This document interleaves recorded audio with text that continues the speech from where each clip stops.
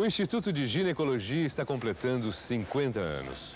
Instalado em área física do Hospital Moncorvo Filho, no centro do Rio de Janeiro, o Instituto é parte do Centro de Ciências da Saúde da Universidade Federal do Rio de Janeiro.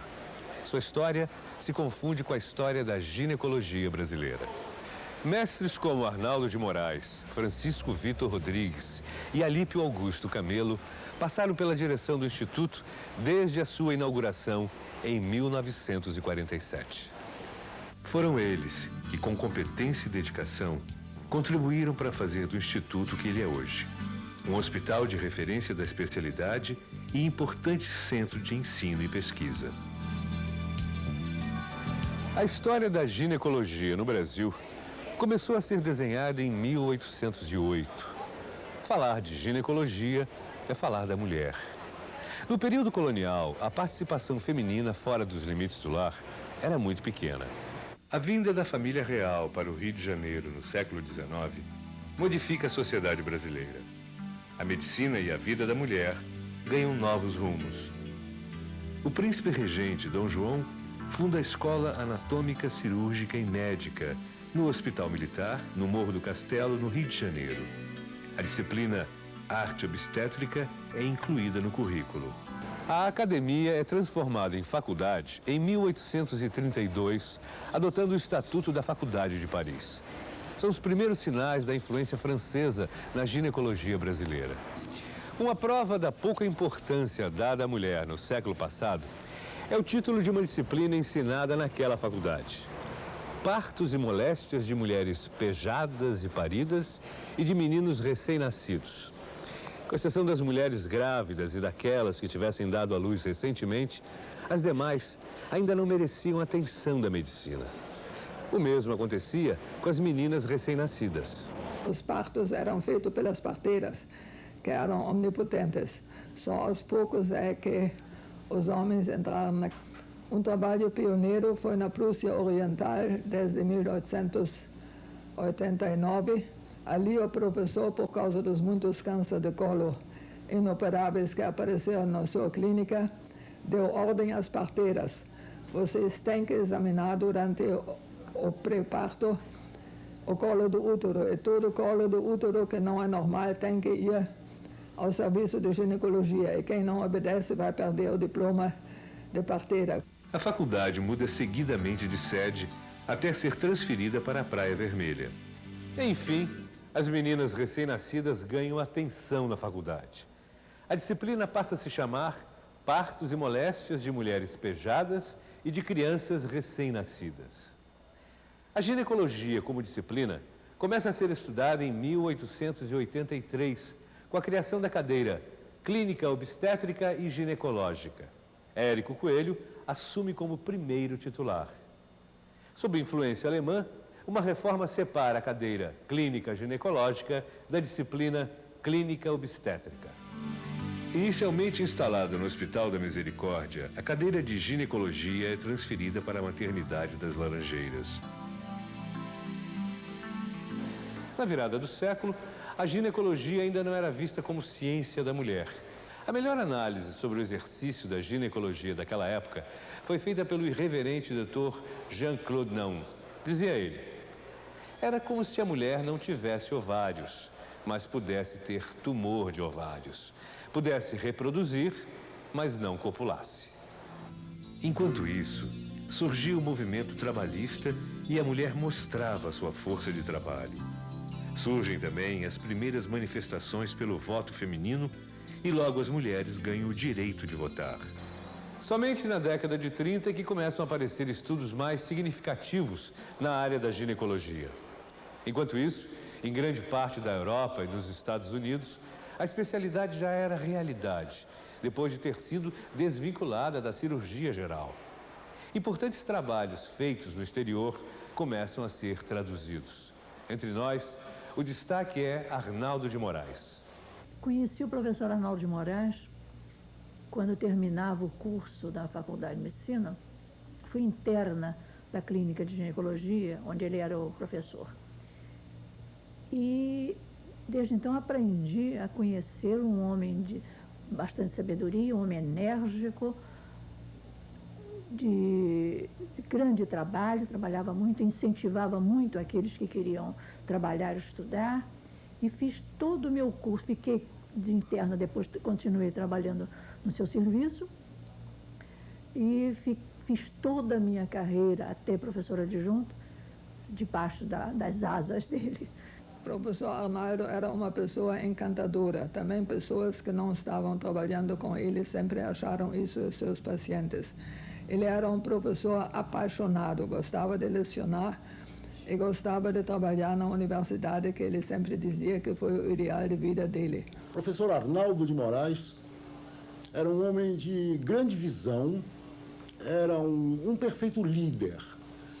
Um homem que sabia escolher colaboradores, que sabia dar a eles a oportunidade de que eles precisavam, sabia orientá-los, tinha um tato, um faro extraordinário para saber o que era bom e o que não era tão bom do que surgia como novidade no campo da ginecologia. Ele perguntou para a gente, o que vocês querem da Alemanha? Vocês querem alguma coisa da Alemanha? E eu então brinquei e disse assim, professor, traz um professor alemão, já que nós nos dedicamos tanto à patologia alemã, traz um professor alemão para ensinar a gente aqui. E ele viajou e na volta ele trouxe um professor alemão, ele trouxe o professor Gerhard Franz, que ficou 6 meses aqui no Instituto de Ginecologia, ensinando a mim e aos patologistas que estavam na época a patologia ginecológica. Eu não conhecia o professor Arnaldo de Moraes, entretanto, diria que o grande privilégio que ele tinha era a imaginação. Porque, como dizia Churchill, jamais um homem poderá realizar suas ideias se não for rico em imaginação. Então, o ponto alto do professor Arnaldo de Moraes era sua rica imaginação. E vivendo numa época onde o prestígio médico e do professor era diferente do atual, vivendo numa época onde o Rio de Janeiro era a capital do país, ele realmente pôde, com a brilhante imaginação, conseguir realizar a sua ideia, que era a criação da ginecologia como uma especialidade separada da cirurgia geral e totalmente distinta da obstetrícia como começou. Inspirada em recentes conhecimentos da fisiologia e influenciada pelos novos rumos sociais e suas consequências na vida da mulher, a ginecologia no mundo passa por renovações. Atento a estas mudanças, Arnaldo de Moraes soube aprendê-las e trazê-las para o nosso meio. O professor Arnaldo de Moraes foi uma das pessoas assim, que mais me impressionou na vida. E porque era um indivíduo de uma liderança muito, muito grande, era um homem de uma visão excepcional. Arnaldo de Moraes criou normas para o tratamento de câncer ginecológico e se dedicou empenhadamente à prevenção da doença. A ginecologia não era apenas um setor, era uma mulher inteira que teria que ser estudada para resolver o seu problema ginecológico mesmo. Quando o mundo ainda usava métodos isolados no diagnóstico precoce do câncer ginecológico, Arnaldo de Moraes ousadamente misturou a colposcopia e a citologia. Se eu tivesse que escolher qual dos gestos de Arnaldo de Moraes foi o mais importante na história da clínica ginecológica no Brasil, eu diria sem hesitar que foi a criação do ambulatório preventivo de câncer. Aqui ele deu esse nome de preventivo porque o verdadeiro nome, que seria de diagnóstico, despistamento precoce de câncer genital na mulher, seria um nome que poderia afastar, de certa maneira, as pacientes ao ambulatório com medo da palavra câncer. Então, ele preventivo, querendo dizer que, através desses exames, poderia evitar, mas isso, evidentemente, não é a realidade. A realidade é que se pretendia, e ainda se pretende, despistá-lo no início, quando as chances de cura são muito maiores. Eu disse que seria a maior realização de Arnaldo de Moraes, entre as muitas que ele teve, porque foi o primeiro ambulatório no mundo, que eu saiba, e o meu mestre João Paulo Ripper sempre dizia isso, o primeiro a juntar a colposcopia de Hinsermann, que era o método de diagnóstico precoce de origem germânica, com a citologia de Papa Nicolau, que era um método diagnóstico norte-americano. Eu estive na Alemanha e não faziam ainda citologia, em 1953, e olhavam a medicina, a ginecologia americana até com certo pouco caso. E a mesma coisa se dava na América. Não faziam nenhuma colposcopia, achavam que não tinha grande valor. A primeira instituição no mundo que associou os dois métodos com uma eficácia muito maior de despistamento foi o Instituto de Ginecologia, sob a direção de Arnaldo de Moraes e com a figura de proa de João Paulo Ripper, que tinha estudado na Alemanha com Risseland a colposcopia. A criação do serviço de infertilidade e esterilidade conjugal é outra iniciativa relevante de Arnaldo de Moraes. Em 1940 mesmo, no ano que eu me formei, eu era interna, e havia um convite, uma bolsa para a cátedra de professor Manuel Luiz Pérez, em Buenos Aires. De vez em quando ele dava uma bolsa para um dos países. E não havia possibilidade de nenhum assistente ir a Buenos Aires, no momento. Podiam largar a clínica, outros não podiam. E ele se aborreceu de repente, que se vocês não sabem aproveitar uma coisa dessas,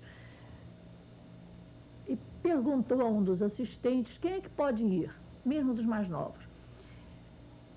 O doutor Felício, que era o chefe de clínica, disse, olha, você pode aproveitar uma das estagiárias, das residentes, dos internos. Isso está bem. Me chamou. Se você quer essa bolsa em Buenos Aires para seu estudo, isso é um presente do céu. Se você fale com seus pais e amanhã me dê a resposta. Logicamente, no dia seguinte a resposta foi sim. E me mandei para Buenos Aires, com todas as dificuldades, e fiquei interna. Eram 3 meses de bolsa, eu fiquei 6 meses estudando lá várias coisas, e inclusive vendo uma coisa que não havia aqui, que era o serviço de esterilidade. Atenção e tratamento da esterilidade feminina, lá era feminina somente. Né? Chegando de volta, no ano seguinte, falei com o professor Arnaldo e eles vamos criar, então, um serviço de esterilidade. Arnaldo de Moraes começou a dar importância à ginecologia social e à influência do psiquismo sobre a ginecopatia.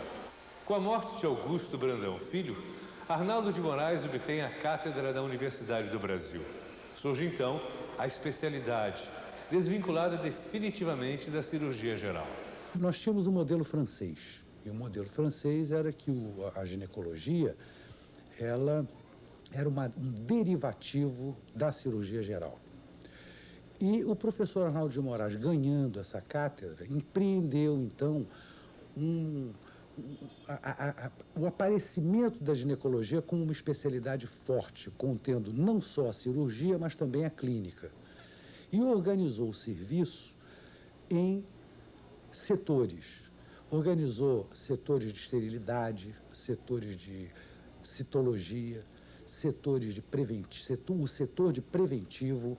Então, o Arnaldo imaginou uma ginecologia onde fosse a mulher estudada um pouco mais pormenorizada, porque antigamente e nessa época a ginecologia, como eu disse, era apenas um apêndice da cirurgia e exercida por um professor de cirurgia geral. E o professor Arnaldo começou a introduzir no país uma noção nova da ginecologia e sobre como estudar as doenças e até mesmo os próprios aspectos fisiológicos da mulher. Ainda sem local de trabalho, Arnaldo de Moraes e seus auxiliares se reúnem na sala de banho, que servia de sala do professor no Hospital Estácio de Sá, hoje Hospital da Polícia Militar. O Estácio de Sá era muito pequeno, não tinha um anfiteatro para aulas e para nossas reuniões. E a gente às vezes se reunia, a falta de outro lugar melhor, reunia-se no banheiro, sentava-se em volta da banheira para discutir os casos. Dessas reuniões se formou o núcleo de onde surgiria a Clínica Ginecológica da Universidade. Mais tarde, no ano de 42, a clínica seria transferida para cá, no Hospital Moncorvo Filho. Chega a década de 40. Hollywood invade o Brasil. Artistas do cinema americano influenciam os padrões estéticos e de comportamento da mulher brasileira. 1940 é também um ano em que é realizado o primeiro Congresso Brasileiro de Ginecologia. A presença do ministro da Educação e Saúde, Gustavo Capanema, revela a importância do evento. Até mesmo o presidente da República, Getúlio Vargas, recebe em audiência especial no Palácio do Catete Arnaldo de Moraes, presidente do Congresso, e vários participantes. Profissional de grande cultura científica, Arnaldo de Moraes defendia um maior entrosamento entre a ciência da mulher e os demais setores da medicina. Acreditava que as especializações dentro da ginecologia contribuiriam para estudos mais detalhados de ginecopatias. No ano seguinte, cria um centro de estudos chamado Ateneu da Clínica Ginecológica. Ninguém vinha aqui no hospital no sábado de manhã. A ginecologia vinha toda, em peso. Ninguém ousava faltar a uma reunião do Ateneu, onde se conversava sobre casos clínicos que estavam internados, casos complicados. Também se tratava de assuntos que tinham sido publicados recentemente em revistas estrangeiras, liam-se resumos desses artigos, discutiam-se, inclusive, políticas de ação nos ambulatórios, e isso era religiosamente cumprido por todos os assistentes. Para Arnaldo de Moraes, a aprendizagem da ginecologia exigia um aprimoramento. Cria, então, o curso de extensão universitária da Clínica Ginecológica, numa época em que não existia qualquer conceito de pós-graduação.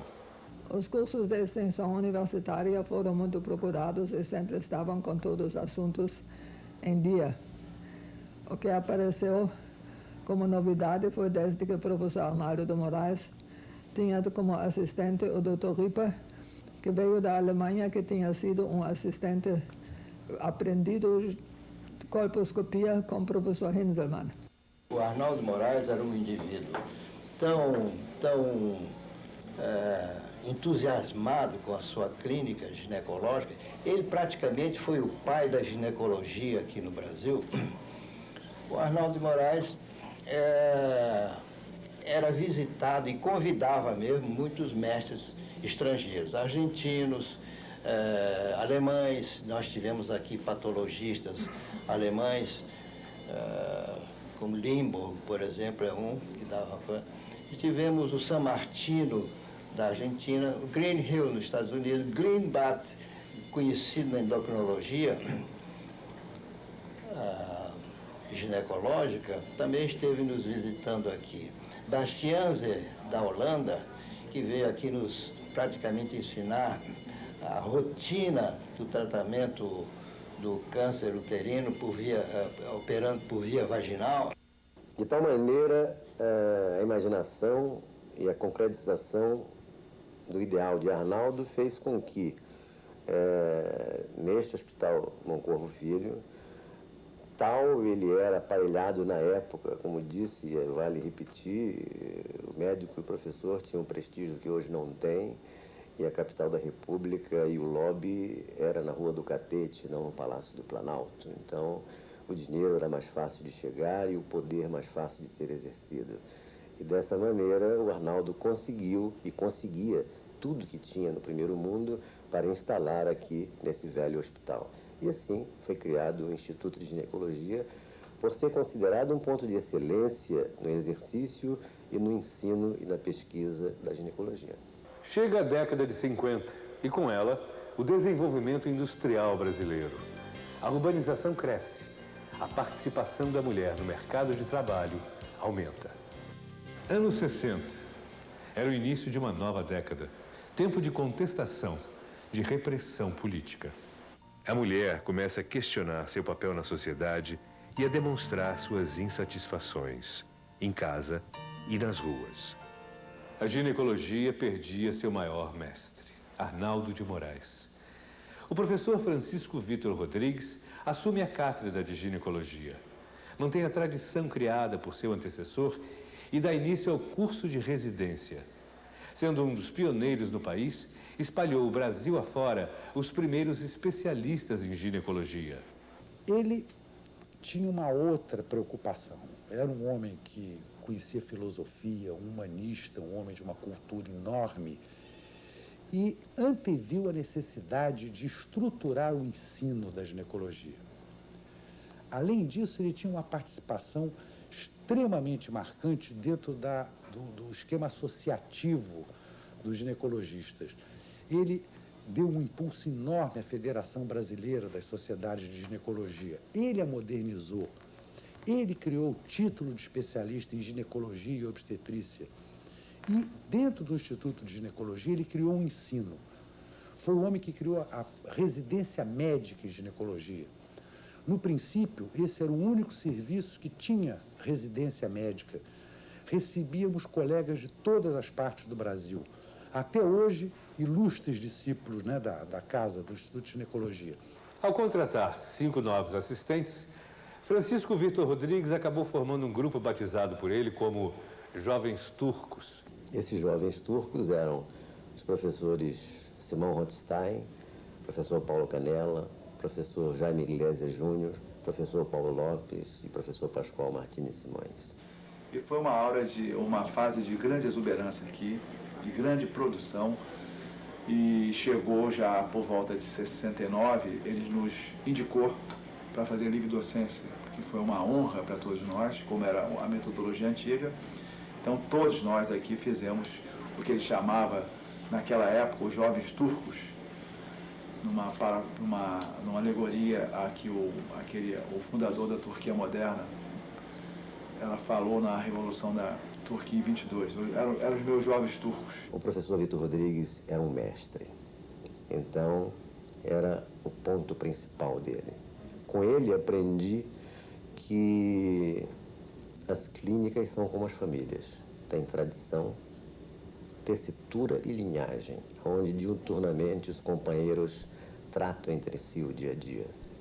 E que é no ombro a ombro, no peito a peito, vivenciando as iagas e comemoráveis batalhas, transfundindo defeitos e virtudes, que se fazia a replasmagem. E que, na verdade, o futuro aprendiz da medicina seria muito mais importante o respeito e o aspecto filosófico que ele fizesse da vida do que, na verdade, o aprendizado da arte e da medicina. E lá vão os anos 70. Começa a se formar uma nova mulher, liberada e independente. As questões sexuais vêm à tona com a criação do movimento feminista. A mulher vai à luta pelo seu prazer sexual. Com a morte de Francisco Vitor Rodrigues, o professor Alípio Augusto Camelo assume a cátedra e a direção do Instituto de Ginecologia. Minha opinião, Arnaldo, era a imaginação. O professor Francisco Vitor Rodrigues, o mestre. O professor Alípio Augusto, o médico e o cirurgião. Discípulo de Augusto Brandão Filho, portanto, veio da cirurgia, poderia dizer que foi o primeiro ginecologista no Brasil a ter uma experiência farta cirúrgica, a se dedicar integralmente à ginecologia, largando a cirurgia geral de mão. Mas fez toda a sua formação na cirurgia geral. E aprendi com ele que o árduo e áspero aprendizado da cirurgia, que vai de ver a fazer, a ajudar a fazer, a aprender a fazer e a ter coragem de fazer cada vez melhor, é que o cirurgião, no sentido artesão da palavra, faz e passa para o seu discípulo a linhagem, a tessitura e o que é pior, o pedigree, porque não há cirurgião brilhante que não tenha uma escola e um nome de respeito. Alípio Camelo criou e dirigiu vários serviços de ginecologia no país. Como um dos primeiros ginecologistas do Brasil com formação cirúrgica, fez escola de cirurgiões para tratamento cirúrgico do câncer ginecológico. Também ampliou os limites do ensino de pós-graduação, criando os cursos de mestrado e doutorado. Os cursos de pós-graduação no Instituto de Ginecologia são famosos e muito tradicionais. Aqui no Instituto se iniciou a residência médica em ginecologia no Brasil em 1966 e aqui foram instalados na década de 70 os cursos de pós-graduação sensu estrito, o mestrado e o doutorado pelo professor Alípio Augusto Camelo. Deste curso fizeram e fazem parte dos mais importantes especialistas nacionais, e esse curso tem a tradição de estar presente em praticamente todas as universidades brasileiras, através dos seus chefes ou através dos professores adjuntos de todas essas escolas. Na década de 80, o movimento feminista se fortalece. A luta da mulher pelo controle do próprio corpo volta-se para o campo da saúde. A amamentação e o direito ao aborto são os temas mais discutidos nos centros femininos. João Cardoso de Castro assume a direção do Instituto de Ginecologia entre os anos de 81 e 85, enquanto Alípio Camelo esteve à frente da Faculdade de Medicina da Universidade Federal do Rio de Janeiro. Anos 90. Mãe, profissional de destaque, dona de casa. A mulher ocupa definitivamente seu espaço na sociedade brasileira. Alípio Camelo volta a dirigir o Instituto de Ginecologia até se aposentar. Em 92, o professor Pascoal Martins Simões, após concurso, assume a direção do Instituto e a cátedra. E me cabe, como examinador, fazer alguns comentários sobre seu memorial. Eu vou me negar a fazer, porque eu tenho assim uma espécie de sensação de estar examinando a mim mesmo. Porque, afinal, a convivência do professor Pascoal foi longa e proveitosa. E devo dizer, principalmente para esclarecer alguma dúvida que tenha pairado, de que o professor Pascoal sempre foi muito atuante no Instituto de Ginecologia, sempre trabalhou praticamente em tempo integral, dentro das 40 horas, atendeu a todas as necessidades, estava sempre presente, tanto no ensino como nas salas de cirurgia, e foi se desenvolvendo gradativamente, cada vez melhor, chegando ao ponto em que hoje nós podemos considerar que ele vai fazer parte de uma gangue de professores de ginecologia que são capazes de dominar praticamente toda a cirurgia pélvica.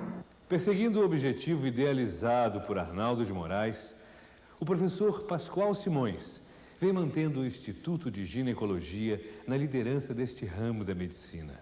O Instituto tem um serviço de ginecologia integrado voltado para as áreas de assistência, ensino e pesquisa. O Instituto de Ginecologia aqui forma mestres e doutores em ginecologia.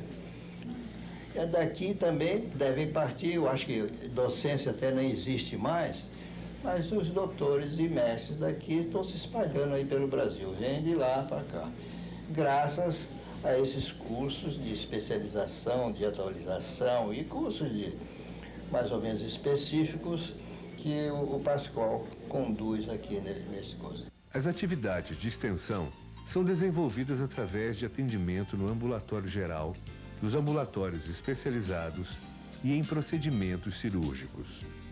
Equipamentos de última geração e equipes de técnicos altamente especializados estão presentes nos ambulatórios de patologia cervical, de patologia vulvar, de urologia feminina, no serviço de reprodução humana, de radioterapia, no setor de endoscopia ginecológica e ultrassonografia e no laboratório de anatomia patológica e citopatologia.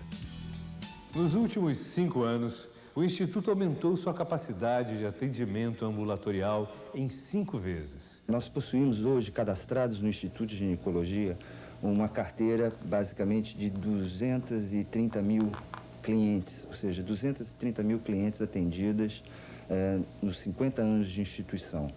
E nos últimos 17 anos, nós observamos que houve o atendimento de 50% dessas pacientes, ou seja, 105 mil pacientes foram atendidas nos últimos 17 anos. O ambulatório de patologia cervical tem raízes históricas e é um dos mais importantes do Instituto. Aqui é feita a prevenção do câncer